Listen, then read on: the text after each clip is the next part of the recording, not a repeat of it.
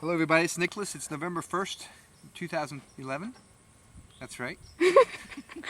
And today we're going to talk about endive.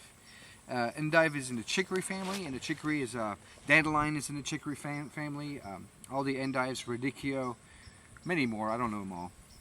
But we as a family, we really like the endive salad, or green, and so we grow 4 kinds.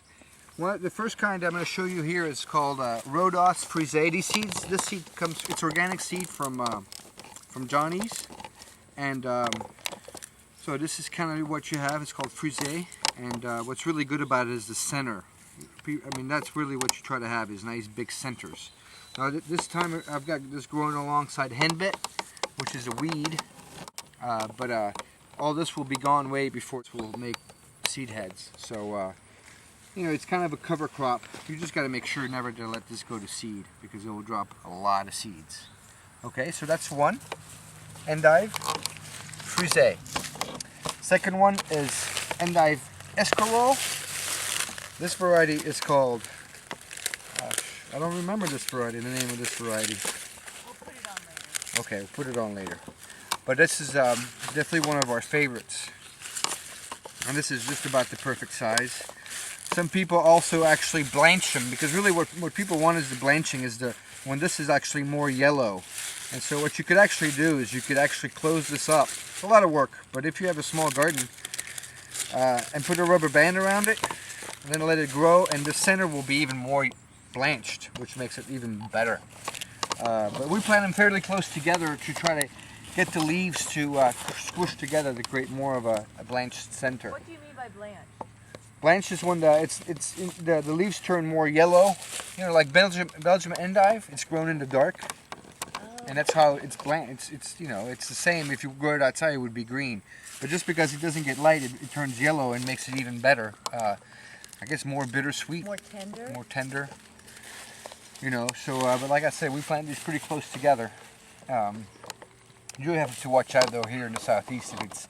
If you get a lot of rain, you could have disease in here, so you got to kind of keep an eye on it.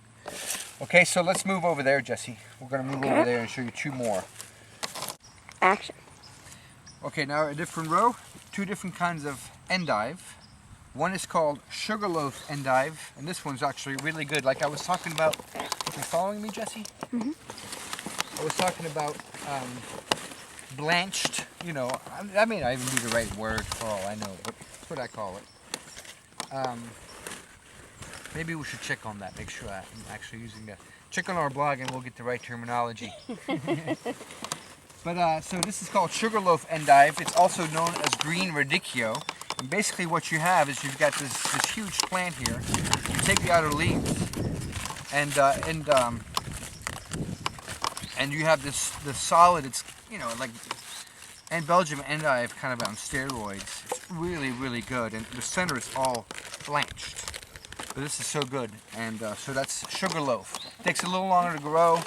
You know, we just you got to really wait for them to really have a nice dense center, because they will do that. And they're fine out here in the colder weather. Our temperatures, we've had a little bit of a frost so far. That's why we haven't had to cover them.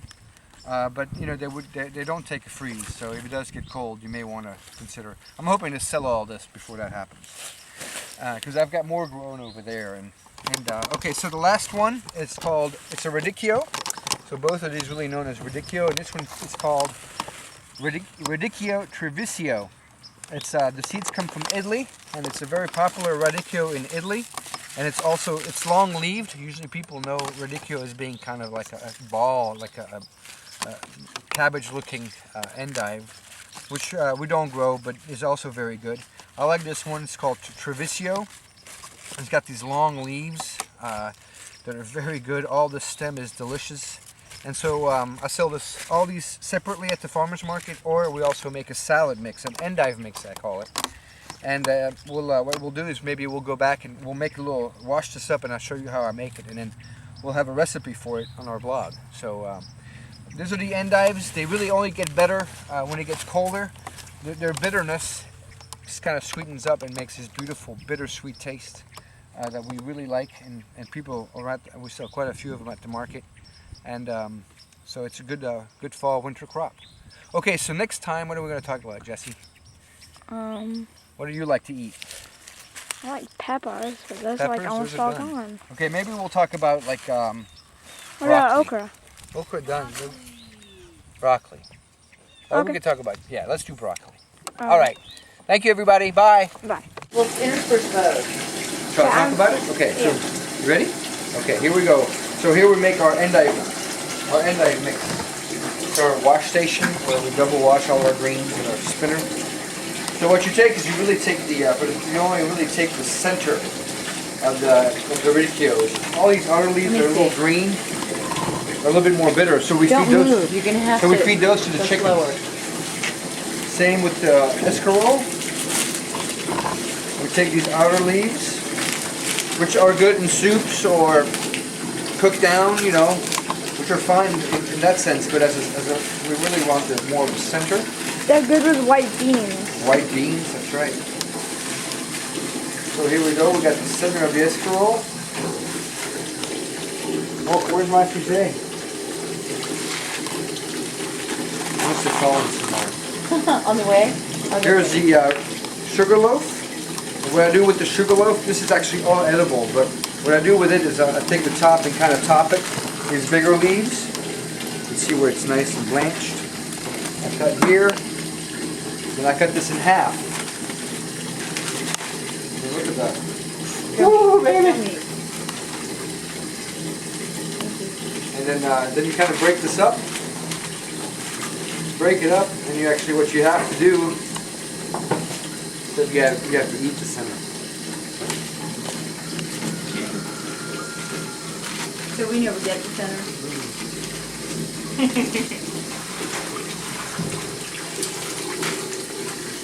This is all really good. Papa, I want a piece. You want a piece? Yeah. All right. Really, you try more of the stem. Tell me what you think of the stem. Okay.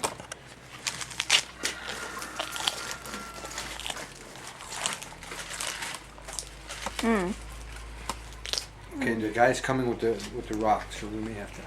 Okay. All right. Last ingredient, the frisee. We also take the outer leaves off. And we kind of all washed up. Yeah. Here we have the mix, all washing. You got the escarole, the sugar loaf, the radicchio.